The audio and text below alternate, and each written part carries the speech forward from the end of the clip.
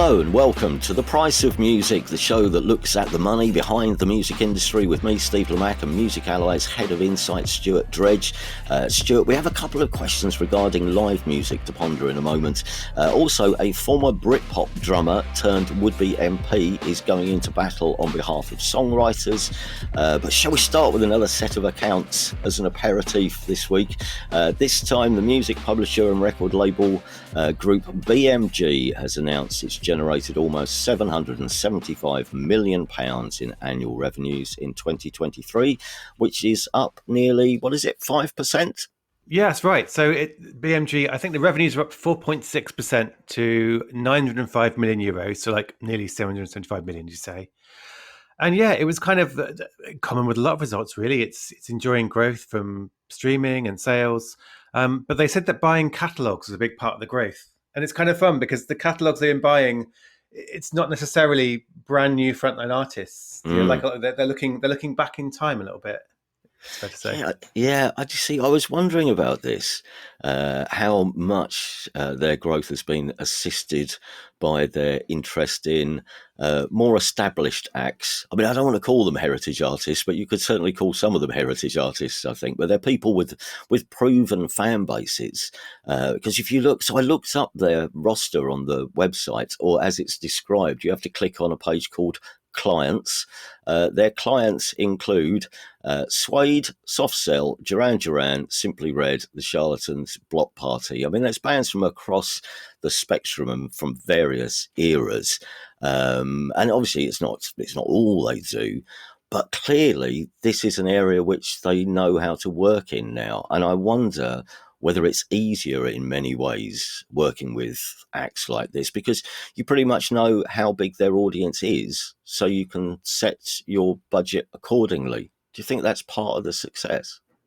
I think it is. Yeah, they've got this run of system, and part of that is about catalogs and artists. But they've also had Rick Astley and Kylie Minogue, so they've hit. They've obviously got some good stuff going on in terms of getting artists who are veteran artists, but also have new stuff. Like their BMG did the Rick Astley album that went to number one recently. Kylie Minogue has been them. There's a brilliant bit actually in their financials about the catalogs they bought in the last year, and it's stuff like the Hollies, Right? Paul Simon.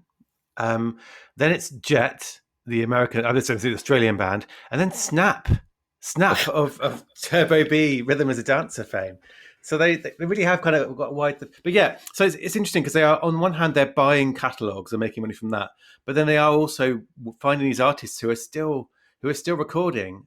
And I don't know if you can't really call Kylie Minogue a comeback artist because she's been going pretty strong. But Rick Astley, certainly, when he came back, and it was kind of a bit of a nostalgia hit, wasn't it? He was playing festivals and doing Never Gonna Give You Up, and that was a big meme. But then he made some new music and people were like, oh, he's really good. So they are finding that idea of it's not just heritage artists can still make new stuff, and they seem to. But the interesting thing of this is they're doing quite well. They're growing, but they're owned by Bertelsmann, so the big sort of European publishing group. And its CEO gave an interview the day the results came out, and he said he thinks BMG, and I'm going to quote him here, could potentially be an opportunity for a breakout investment and joining forces with a competitor. So if the opportunity arose to significantly grow BMG by joining forces with another music company, we would consider it. So he was kind of putting out the bat signal saying, we'd quite like to buy someone else and merge it with BMG and make BMG even bigger. So there's kind of this growth. They've obviously got their eyes set on something more ambitious. And at the moment, there's a few companies who are up for sale. So we could see them getting bigger. It's a good point about finding artists who are about to embark on a new stage of their career. Suede is another one, of course, because Suede had one of their most successful albums. Their last album did particularly well for them. I mean, it was a good Suede album for starters, but it does seem that BMG obviously have the people who understand how you take a record like that and find, and give it to the audience, I think.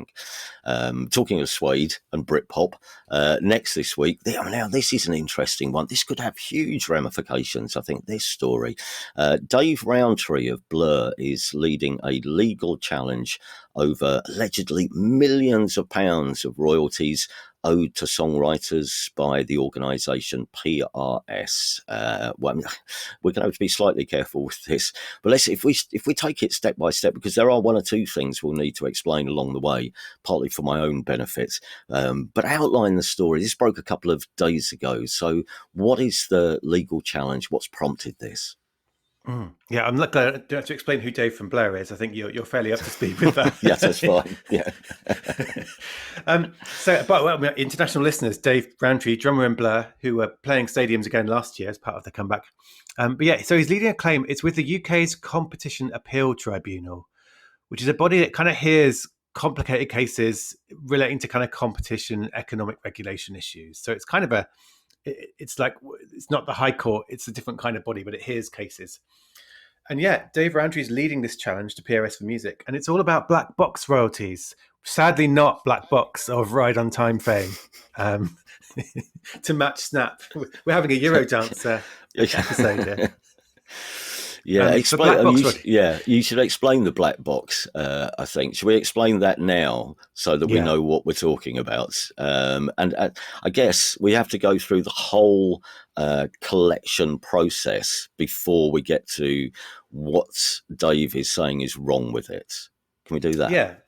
Yeah. So if you're a collecting society like PRS for Music, you collect royalties from a whole bunch of sources. It's everything from live music venues to hairdressers and shops that are playing music to streaming services. So it collects the revenue, it collects royalties, and it pays them out to publishers and songwriters. The black box, which I guess is named after the airplane black box, I suppose, where all the kind of so the black box royalties are when you've collected royalties, but you don't know who to pay them to, which may be because the data hasn't been supplied about who wrote the song. It may be that it's missing data on basically who should be paid and how much of it they should have. And so what happens then is royalties can't be paid out because you don't know where they should go. So they go into what's known as a black box, and then you have to figure out what to do with them after a certain period of time, which, I mean, I'm not sure what PRS for Musics are. In some places, it's 3 years. So you keep these royalties 3 years and then you have to distribute them. And the allegations in this are about how it deals with this money. So after a certain point, it gets shared out between its members. And what Dave Rowntree's case is arguing is it's about market share. So when PRS says this money, we don't need to pay it to, we're going to split it between our members based on their share of the market of music plays. And what the argument here is that unfair, because that means a lot more of that cash goes to publishers rather than directly to songwriters. So if you're a major music publisher, you'll get a bigger share of that cash, even if the music that was played had nothing to do with you. And he's also, I think the case is also arguing that it's not very transparent. So songwriters can't really check in on this process or understand if their royalties are accurate. So those are the claims. And they're claims, I mean, there's been talk about this in the US in the past. Like, it's not a UK only thing. Like, there's always been this concern about when you have royalties that you don't know who they belong to, when they eventually get paid out to, is that going to be fair, or is it just going to go to the biggest people in the space? So to clarify, PRS, amongst other places, as you mentioned, they bring in money from all sorts of areas, but PRS, say from gigs, in this case, PRS will take from whoever has put the gig on, they have to pay PRS 4%, and then PRS pay out the money to performers, in theory, or to quote their website, we divide the 4% to give each work a value for the number of seconds that it was performed. But as you say, the problem is the critics of the system are saying the information isn't complete. So there are hundreds of artists, maybe more, maybe thousands of artists who aren't PRS registered. There's hundreds of artists who aren't on the database. There are hundreds of gigs which aren't reported to PRS, and not everyone fills in the appropriate information. And now, isn't Dave Rowntree also claiming there are errors with some of the accounts, so the money's not going to the right places because whatever they've got on file isn't the correct address or something? That's it. So it's kind of, in a way, this is about two issues, and one of them is a PRS for Music question to answer, and the other is general industry thing. And so one is like this idea of missing metadata. And so yeah, like you say, for a gig, it's a person reporting it to PRS and saying these songs were played. But for streaming services, it's about right, has the person who's uploaded the track, the label, the distributor, have they said who a song was written by? Have they said the Mm, publishers? If they haven't, I mean, that's like a long. I've been going to conferences 20 years, and there's always been like metadata's rubbish. How do we improve it? And that's been an ongoing thing. So the first question is like bad metadata, bad data, whether it's a human entering it or so on. And yeah, the second question is, well, when you have that, how transparent are you in how you pay it out, and is it fair process? mm. And I think that this is what's been talked about in the US before is, do you have an incentive to change it if the biggest companies are quite happy with getting a bigger share of that cash?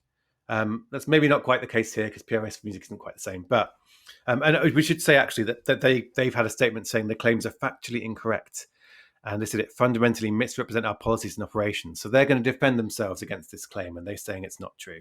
Yeah, I mean it's difficult, isn't it? Because it seems I don't know whether it's just is it an outmoded system? I mean, if nothing else, this is starting. It's a great debate starter, isn't it? This legal case because it will. I mean, for one thing, I think a lot of artists will wake up to the fact that there is this thing called PRS, and hang on a second, have they got some of our money? But yes, PRS. So to get this straight, PRS. So the money comes in. Do we know? I think in one of the stories I read, it was claimed that for the money that isn't being paid out for, say again, for gigs, it might just be a little money at each gig. One artist hasn't been paid for the gig, or a songwriter hasn't been paid, and it's little drips of money, but it's built into quite a sizable sum of cash. I mean, I've seen the term millions of pounds being bandied around. Is it millions of pounds going into this black box? I mean, that's the kind of good thing about a black box is anyone can say how much it might be. No one can tell them they're incorrect. But yeah, I mean, it's a significant amount. And one of the issues, and again, this is a general point. I don't know the details of PRS for Music's accounts, but one of the issues is there's an argument that the biggest publishers are maybe more likely to be accurately credited and to be accurately collecting their pay. And it's the smaller songwriters, the ones who aren't registered, who are maybe most likely to not have the money coming through to them. So there is an argument it's unfair that then the money that hasn't been matched then gets shared amongst the biggest publishers rather than those small. So there's kind of there are issues here about who's getting paid and how. And I think, but it does boil down really to just how can you improve the collection of data. And with streaming services, there's a whole bunch of things going on there. Like there's an issue called Credits Due, which was launched a few years ago. It's like about musicians. When you're writing a song, when you're recording it, the first process, get your metadata down, make sure it's known who wrote it, what your splits are from the start, to make sure that when it goes into streaming services, you'll get paid. So there's stuff happening in that field. There's stuff happening in shops and businesses. Like there's a company called Ordu here in the UK who have this kind of little monitoring boxes. It's kind of like a Shazam for like business music. So you put it in your shop, you play music, and this device reports back to PRS saying, well, these songs were played, and that helps that money get paid accurately. For live, it's kind of more difficult. Like I think for live, because you can't really Shazam a live song like you can a recorded music. So it is going to come down to whoever at the venue, the promoter, is filling in that sheet and saying what was played and for how long. But I mean, but that's the problem with that, and this is something which we'll get to in a second because it came up in a select committee, which we're about to talk about. Was it puts the onus on an already overworked promoter to do all the work in reporting. But I just, it's a strange one because it's these days when there are so many artists out there who might not even have a manager, who are unaware of some of the parts of the music industry and how it works. I mean, I would pretty much suggest somebody who I was talking to about this said, imagine how many bands play at my local, the Windmill in Brixton, who are either registered for PRS or send off their data, or PRS have their data. So they're probably missing out, and as you say, and then the money goes into the black box, and so potentially their money is going to someone else. But we'll see how this plays out in the long run. He's a qualified solicitor, though, isn't he, Mr. Rowntree?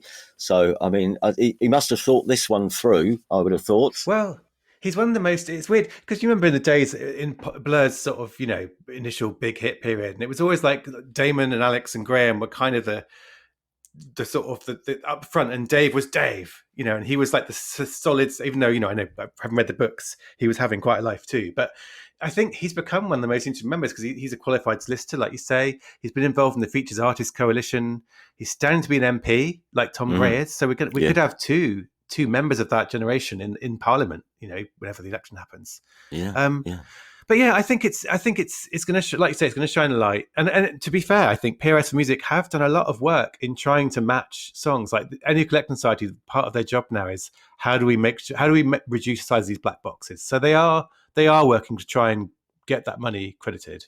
But this case, I guess, will show us what they are doing and whether there's more they can be doing, and how how could it be improved. So it could be a good like little bit of transparency on this process and how we can improve it. Coincidentally, the concept of the black box. The black box was also mentioned during the course of what we're doing as our next story, which is, well, here's the question. Could Taylor Swift and other music superstars be the unlikely saviours of grassroots music in the UK? And the reason this is back in the news is because in response to the current crisis in grassroots live music, the government announced last October that they would be organising a select committee to look into the problems currently facing small venues around the country. And it has been over the last couple of months holding roundtable sessions around the UK to gather the thoughts of some of the people involved. And then last week, back at the House of Commons, it heard evidence from a selection of live music industry experts. And now I know what you're thinking. You might be thinking, well, this doesn't sound like riveting stuff, but you are listening to two people who watched pretty much all of it. Certainly, I managed to get through the whole 2.5 hours of this session, still enthralled by the end of it. And you've watched a lot of it as well, haven't you, Stuart? You've transcribed some of it, which I must admit, I doff my cap to you there, just to make sure that you've got all the quotes correct. I thought, well, this is going above and beyond. Well done, young man. Oh. Thank you for the young man, most of all. But yeah, I mean, it's weird. These things, I love these. Well, I love these hearings, but these hearings can be really good in terms of, again, shining a light into how things work, which maybe people in the industry know about, but other people don't. So it was good. I think it was pretty much everyone who you want to have speaking about grassroots live music in one burst, wasn't it? Yeah, absolutely. I mean, if you wanted to know why your local venue is closed, or it isn't putting on as many gigs as it used to, or why artists are touring less, then I think a lot of the answers were here, including, of course, there was quite a focus on the precarious financial position that grassroots venues are in. And I know we spoke a little about some of the issues with Nathan Clark from the venue, the Brudenell Social Club in Leeds, a few episodes back. But having watched some of it, Stuart, you better go first, because what were the subjects that caught your ear, that you thought, this is interesting, and what are your questions arising from it? I don't know if you can précis some of it for us.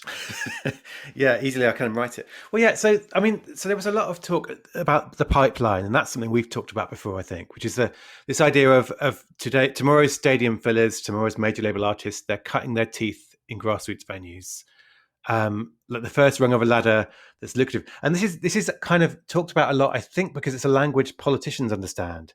Like, there's a problem here, but tell us how this hurts the UK's economy, and then you say, well, this is how much money we make from music exports. This is how much money is in stadium tours, but they all start here, and that's why it's important. But in a way, the thing that interested me was, and there's been a couple of articles pushing back on this too, that's not the only way you measure the value of grassroots venues. And there was talk about that in this hearing too. This idea, like, it's not just about who are the big future stars. It's about going and seeing brilliant bands who might never play Wembley. And it's about the community impact of a music venue and having access to see bands live and see music live. And I think that came across in this hearing too. Like, it's not just about the next Ed Sheeran will play your local tiny venue. It's about these venues are valuable regardless. So that was good. I like that.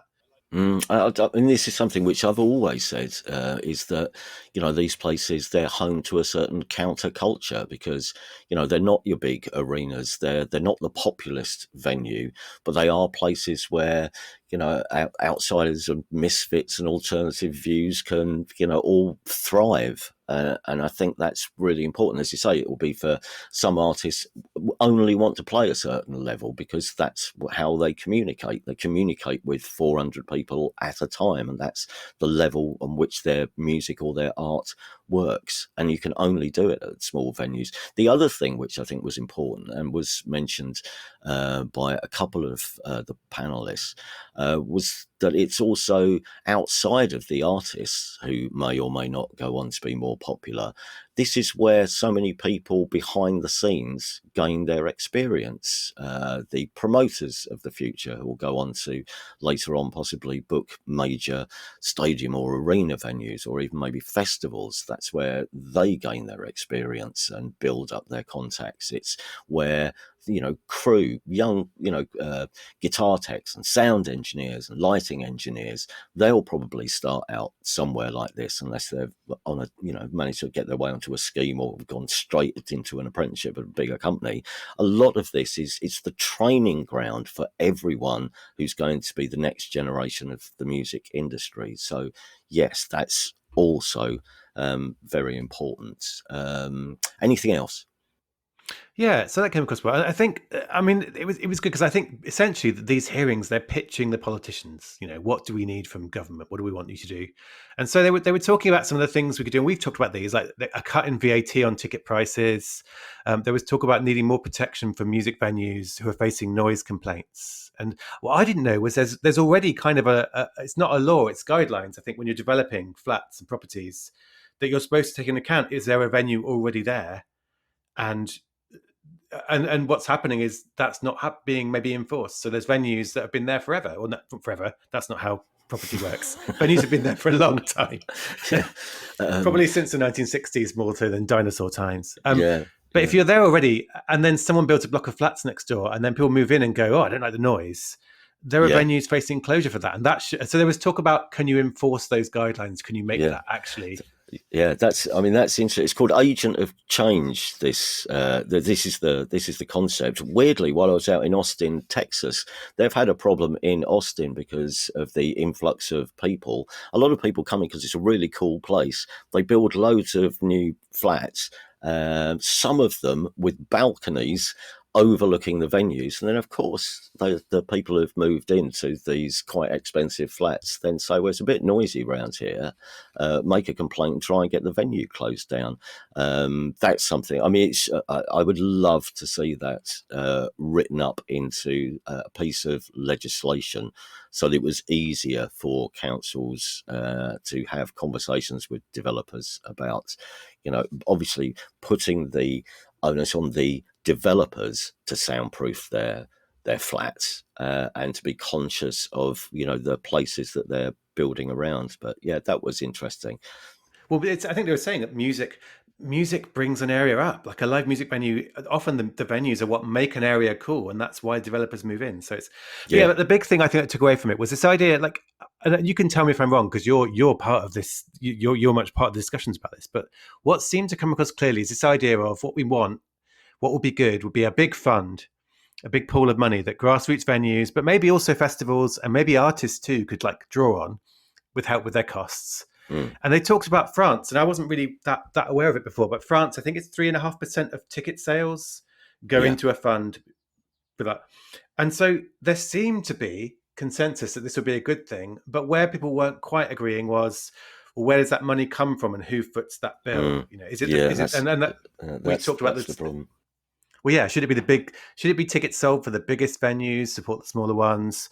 Should it be artists doing it like Enter Shikari did? Should it be every ticket?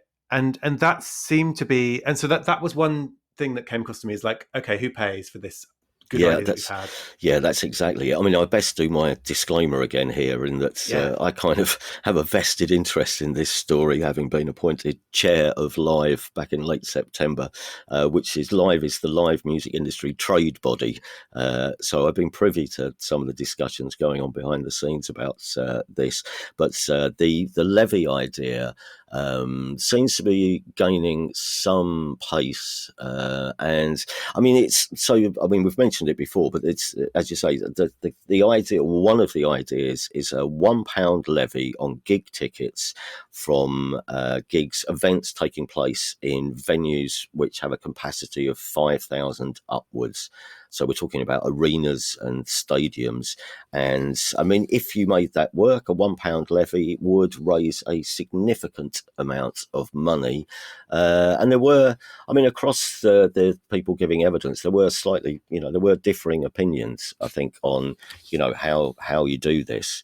Although I will say at this point that, I mean, everyone seemed, transparently supportive of the grassroots network.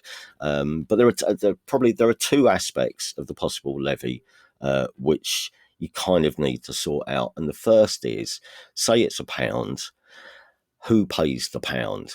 That's your point, isn't it? That's the question. Who pays the pound? Is it the promoters? Is it the venues? Is it the artists? Is it the fans? Could you make it a charitable donation of sorts? And then where does it come from? I guess is the next question. Does it come out of the ticket price, or is it added onto the ticket price? Because strangely, having heard some of the arguments, there are pros and cons for both of these solutions. I think, obviously, depending on where you stand in the industry, and there are better people than I who are trying to untangle all the niggly problems with this. But there are lots of possible mechanics, I think, which are being discussed, which we can get into in more detail another time.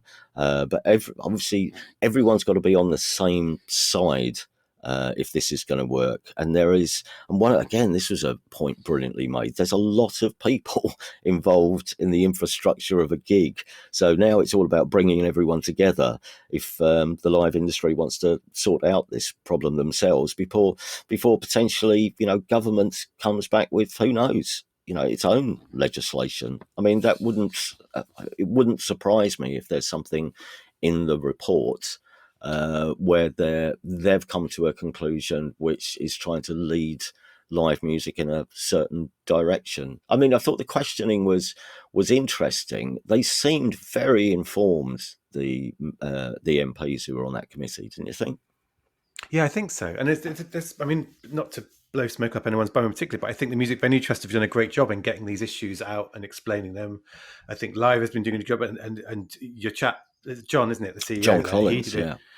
He was explaining, like, I think there's been a really good breaking this down into simple terms in terms of what is the problem, what might solve it.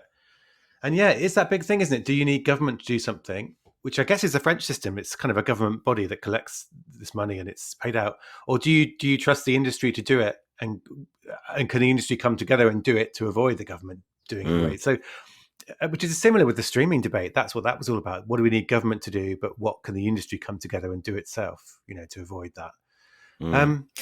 But it does seem like what came across to me, and this came across from the other sessions I saw as well, which I haven't seen in as much detail, is this is something that it's pressing. I think like this isn't something you can spend the next 5 years humming and hawing over how to do it, because venues are closing down rapidly. And I think the MVT said how many are at danger currently of closing down. And I think some of the venues currently in danger are ones that would make our eyes pop out in terms of how well known they are. So I think there's an urgency, I think, to figure something out. And from what I heard, like even the chap who was representing the arenas, John Drury. Yeah. And he was kind of saying, we don't think it would be a good idea for us to pay this pound. But he was making a lot of noise about, we do think it's important. I think Wembley Arena, they matched Enter Shikari's £1 per ticket donation to the Music Venue Trust, didn't they? And he said, we did that because we thought it was the right thing to do. So I feel like I came out of it thinking there is disagreement, but actually I think everyone is aware that they want to do something, and that feels like a good starting point. I don't know what you think. I mean, you probably know more of the arguments than I do. Go on. I mean, yes. I mean, continuing I think you're absolutely right. I described it the other day as it's like doing the world's worst Rubik's cube. Everyone wants to solve it, but understandably, everyone's was going to go about it in a slightly different way. But yes, there are. I mean, because there are, there's so many different aspects to solve. If it was easier to solve, it would have been solved by now, I think. But the appetite is there. Can I just come back very quickly to the question, which was, could Taylor Swift and the like almost inadvertently help secure the future of the grassroots live circuit? And the answer is they could. But then, whatever £1 levy solution you settle on, or however you do this, you'd have to be able to enforce it for all artists. Because I mean, I'm not entirely sure Taylor Swift's people or her promoters would voluntarily hand you over a large sum of cash from their gig receipts to keep the Frog and Whippet open. I mean, they might do, but they might just need to know that, hang on, this is the way we do things now. But it's interesting, isn't it? Because like I think for every artist, I mean, I remember when Ed Sheeran signed up to the Music Penny Trust campaign, he was like, he had a very personal connection. I played these venues on my way up. You know, I guess for Taylor Swift, it would be venues. Would it be in Nashville? Where did she start her live career? Like, I think a lot of those big artists will have some emotional connection that will make them want to support this sort of thing. But you're right. I mean, it's not Taylor Swift herself, man. It's her promoters. And it's that idea. I think I think when we talk about the biggest artist, I guess what we're thinking of is when you see Live Nation announcing its results and they're big, and when you see people announcing how much GDP Taylor Swift's tour has brought to countries, you realize that the power of live music at that scale and the sheer economy around it. Mm. And it does. I mean, that term trickle down economics has been much abused because it's often used by people who don't want any money to trickle down, but are pretending they will. But I think there is that sense of live music at the highest stage is doing really well at the moment. Epitomized by Taylor Swift, by Beyonce, by stadium filling acts, and there's just something. There's something that needs help at the bottom, and so I think it's not those artists, it's the companies that work with them, the promoters, their teams. I think they can do a lot of good, and I think some of them are. You know, but it is that question of, is it enough to rely on people who want to help doing voluntary stuff, or do we need something saying this levy is going to happen, it's going to be this much, here's how it's going to apply, here's who's in charge of it? And that seems to be the debate coming through to me from the outside, is that we know what we want, but yeah, who's going to foot the bill, and how do you make sure it happens? Yeah, it's the how, I think. I mean, something else which obviously would immediately put money into promoters' pockets would be our old friend, the VAT cut. And that was mentioned again, wasn't it? The fact that we currently have a 20% VAT surcharge on gig tickets, which is higher than any country in Europe. And the experts were saying if you cut that to 5% or 10% even, that immediately puts some money back into the system. Stuart Galbraith from Kilimanjaro, who are one of the leading promoters in the UK, who promote your Ed Sheeran, who you just mentioned. They do, a lot of big names, right down to gigs on the first rung of the ladder in grassroots venues. And he was saying that at grassroots level, the gigs they were doing coming out of COVID, which is when the government did introduce a temporary reduction on VAT, if you remember that, they brought VAT down to 5% to allow hospitality to bounce back after COVID. And the gigs that they were doing then, Stuart was saying, now that VAT's back up to 20%, those gigs just aren't viable anymore. They're not putting on those gigs anymore. And in terms of the economics that you mentioned, that means the kebab shop next door isn't making as much money, and all the local infrastructure that is involved in a gig, that's gone. And there are just ironically, given that the appetite, because the amount of audiences going out last year to gigs is up. But at grassroots level, the venues are still closing. The appetite is there. We just have to find a way of supporting them through this quite difficult time. I think. Someone once explained to me, when I was covering the streaming hearings, someone gave me a little primer on how these things work, and they were saying what politicians like on these committees is they like very clear guidance on what you want, and they want it to be a simple thing to do. Like they don't want to mediate industry squabbles. They don't want to do some complicated new legislation, but something like cut VAT on ticket sales. That's in terms of process, that's easy. Obviously, then you get into that money is going to have to be made up for somewhere else in the budget and so on, and that's difficult at the moment. But I feel like that idea of cut the VAT on tickets again, that's quite a simple message that has hopefully been taken on board. But then I always get excited about these things, and then you realize that it's not the government doing this. It's a committee of MPs, and they'll do their Mm, report and recommend things, and the government can then say, "Well, I don't care, I'm not doing it," or they mm. can. So, and who knows where the government will be by the time this report comes out anyway. So it's good that it's all being put out there, and I think the VAT cut is good. There being a fund and how we figure out is good, and I think just weirdly that sort of that intangible benefit of having this stuff talked about in front of Parliament and put on the record, that's important too. Like it's important to get it out there and have it set down of rather than have it be widely understood, and then hopefully policy will change because of it and stuff will happen. But just having the hearing is a good step, I think, isn't it? Yeah, I'm just going back to the levy for a second because you just mentioned it. The fund, the other point, the other thing that you have to work out is if you are raising a lot of money, where does the money go? And this again, this is something I've seen from behind the scenes. And John Collins, who you mentioned, who's the CEO of Live, who was one of the speakers of the select committee, has been working very hard on this. A proposal to start a charitable trust, and I think this was the first public mention of this, but it would be an independent charitable trust overseen by Live, which would receive the money and then facilitate that money going out to organisations who represent grassroots music and grassroots music across the board. So it wouldn't just be about the bricks and mortar, although the bricks and mortar, the venues are important. There would be money for bricks and mortar, but also money for artists and crew and promoters. So right across the board, acknowledging that live music is far bigger than you might initially appreciate. There's a lot of people. It takes a lot of people to put on a gig and to run a gig, and that the artists are important because they're all interconnected, aren't they? The artists need a place to play, but the place to play it means nout without somebody coming in and playing it. So so the live trust.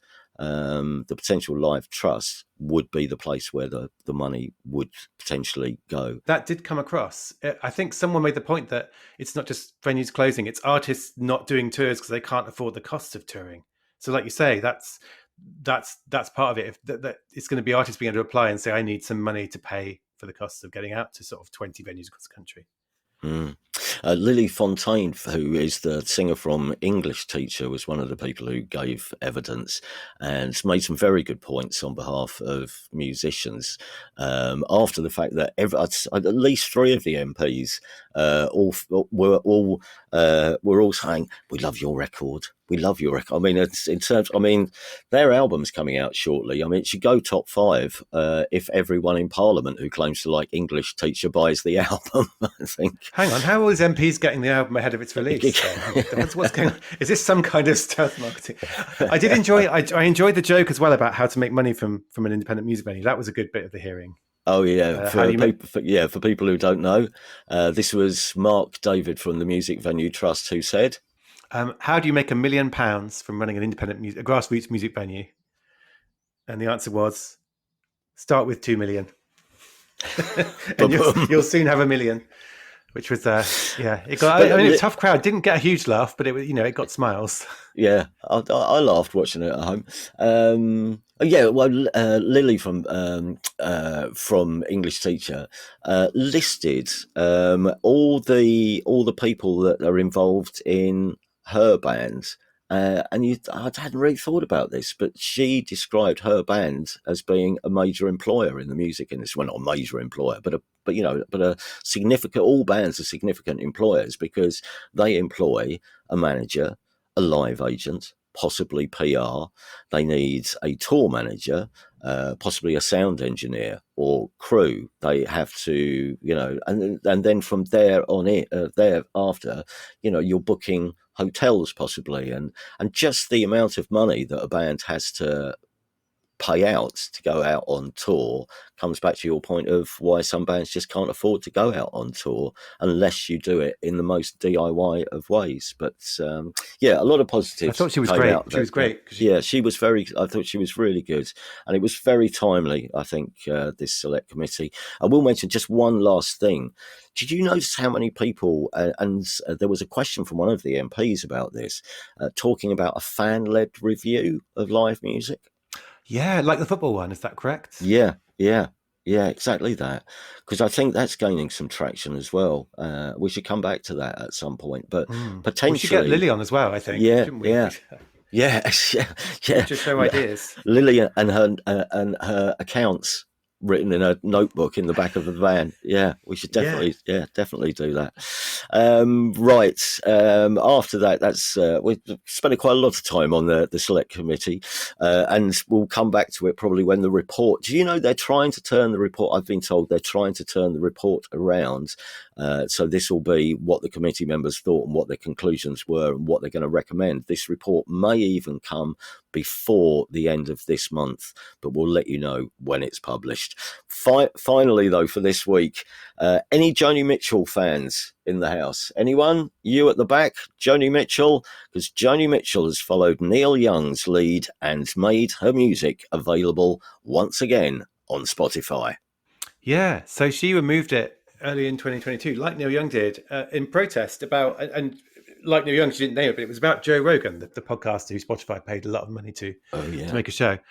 And he had people on there who were saying stuff about COVID-19, which could euphemistically be described as unscientific load of old shit, to use the phrase. So Neil Young pulled his music, and so did Joni Mitchell. And she said she irresponsible people are spreading lies that are costing people their lives. I stand in solidarity with Neil Young and the global scientific and medical communities. And now music's back, and she hasn't, because Neil Young announced it and he said why he was doing it, and he was doing it because Joe Rogan is now on other services too. So you either remove music from everything or you put it back on Spotify. And she hasn't said anything, but you can maybe surmise that's the reason she's following Neil Young again. Right. So I mean, I'm kind of torn. Like it's quite rare to see an artist pull their music from a streaming service on a point of principle like this, and not one related to how much they're being paid, but related to kind of the content being put out by it. And they've kind of come back and said, we're back on now. But it's really good. I mean, it's really important, I think, that when music is available on streaming, people can discover it. So people, like the next generation of listeners, can discover Joni Mitchell, often by following it back through artists they love, saying, I was really influenced by her. So I like the fact she's back on Spotify. I like the fact that people can listen to her music. But I'm kind of a bit sad because I don't know. It's not a great affair for Spotify, really. They've paid Joe Rogan lots of money to have these people on, but he's still making lots of money. No comeback for him. That's right. I sense you're not a Joe Rogan fan. I think there's a much longer rant to be had, but not right now, because we're out of time. We are out of time. And another thing about Joe Rogan, but no, I think it's good. Like I'm glad that Joni Mitchell's back. I'm glad Neil Young's back, because that makes their music discoverable by other people, and that's cool. And also, when people talk about how many tracks go on Spotify a day now, is it 12,000, something like that? No, it's 100 and something thousand. I think it's it's 100 and something thousand. It's added to those figures if you add all of Joni Mitchell's back catalogue on a single day going back onto Spotify. That day was a very busy day for the uploaders. And that'll have to do it for this episode. Thank you very much for listening. If you have enjoyed the show, which note had no references up till this point of Black Crows or indeed Dolly Parton. If you have enjoyed the show, please do subscribe to us in your podcast app. And if you can, give us a review and a rating. And if you know anyone who might be interested in this, be they budding musicians, fellow music fans, stats obsessives, or wannabe Svengalis, do point them in our direction. And if you have a question which you'd like answered on the show, and thanks to everyone who's been in touch with queries, feel free to email us at this address. Stuart, thepriceofmusicpodcast@gmail.com. We'd love to hear from you. Until next time, take care, everybody. Cheerio.